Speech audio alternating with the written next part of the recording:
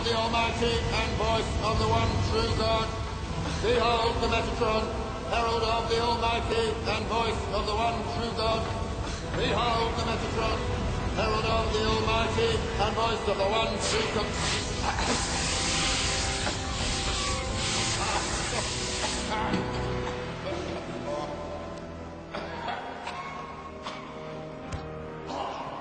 Sweet Jesus, do you have to use the whole can?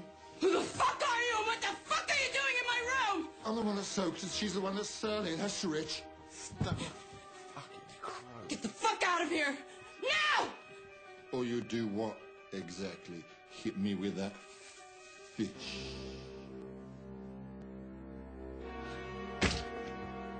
No, just sit down on the bed and shut up. Jesus wept. Look at my suit. Look, just take whatever you want, but don't kill or rape me. Don't give over, will you? I couldn't rape you if I wanted to. Angels are ill-equipped. See? I'm as anatomically impaired as a Ken doll. Now make yourself useful and give me that towel, will you? Honestly, you bottom feeders and your arrogance, you think everybody's just trying to get in your knickers. What are you? I'm pissed off is what I am. Do you go around drenching everybody that comes into your room with flame-retardant chemicals? No wonder you're single. Now, stand back.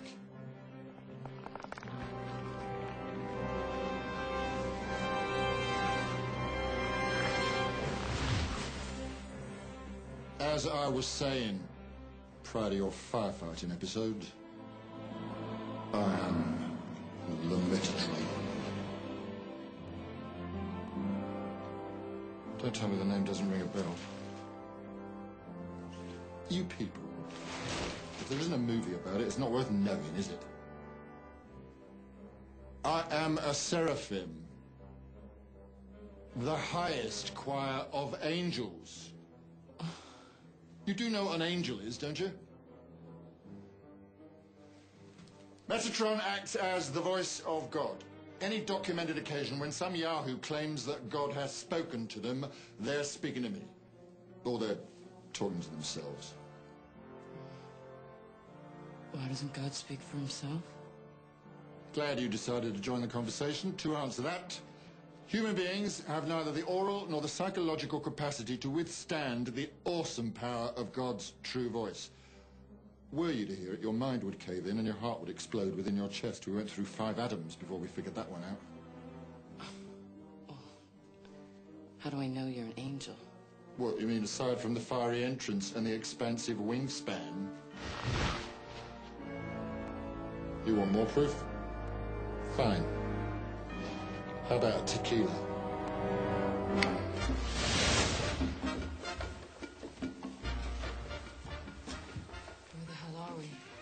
Any place you can go for a good tequila. Dos tequilas, por favor, and an empty glass. Si. Gracias, senor. We're in Mexico? Actually, we're in the franchise Mexican family eatery down the street from your apartment, but it's impressive nonetheless. You don't mind that I lost the wings, do you? I'm trying to keep our profile low. What do you want with me? I'm to charge you with a holy crusade. For the record, I work in an abortion clinic. Noah was a drunk, look what he accomplished. And no one's asking you to build an ark.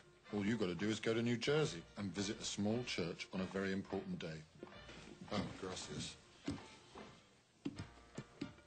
New Jersey. That doesn't sound like much of a crusade. Aside from the fine print, that's it.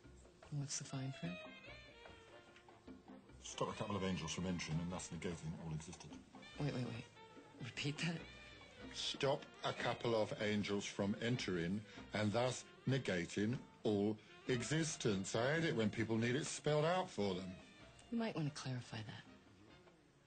Back in the old days, God was vengeful and hot-tempered, and his wrath was bore by the angel of death named Loki. When Sodom and Gomorrah was destroyed, that was Loki. When the waters wiped out everything with the exception of Noah and his menagerie, that was Loki. And he was good at what he did. But one day, He refused to bear God's wrath any longer. Why?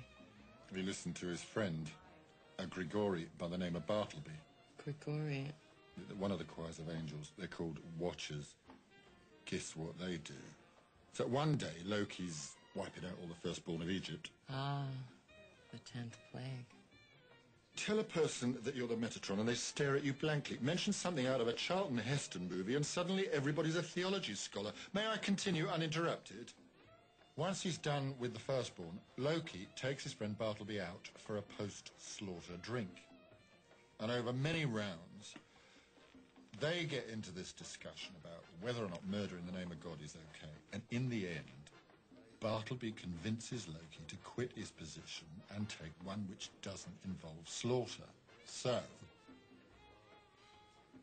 very inebriated, Loki tells God he quits, throws down his fiery sword, and gives him the finger, which ruins it for the rest of us, because from that day forward, God decreed that angels could no longer imbibe alcohol, hence all the spitting.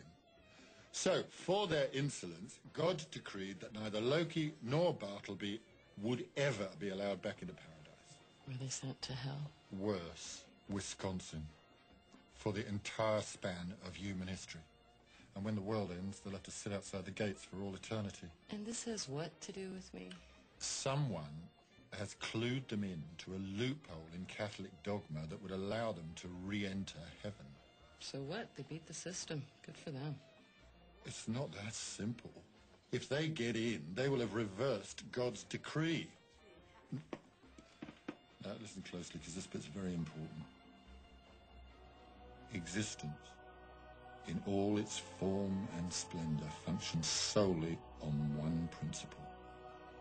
God is infallible. To prove him wrong would undo reality and everything that is. Up would become down, black would become white. Existence would become nothingness, in essence. If they're allowed to enter that church, they'll unmake the world. If this is so major, why are you talking to me? Why doesn't God do something about it? He could, but he'd rather see you take care of this one personally. Why me? Because of who you are. And who am I? The girl in the PJs. Don't ask so many questions. Just serve your purpose. I'm gonna have to pass. I beg your pardon? When some quiet little infection destroyed my uterus, where was God?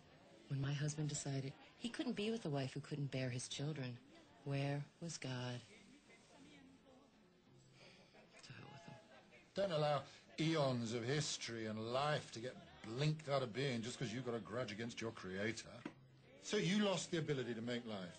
You're being offered the chance to play mother to the world by acting like one and protecting it, saving it. But I can't make you. However, if you should decide to stop being selfish and accept your responsibility, you won't be alone. You'll have support. What? More angels? Prophets, in a manner of speaking. 2 of them. The one who speaks, and he will, at great length, whether you want him to or not, will make mention of himself as a prophet. The other one, well, he's a quiet type. Look, I've got to go. Just trying to remember, we're working in a time frame here. Hey. What's he like?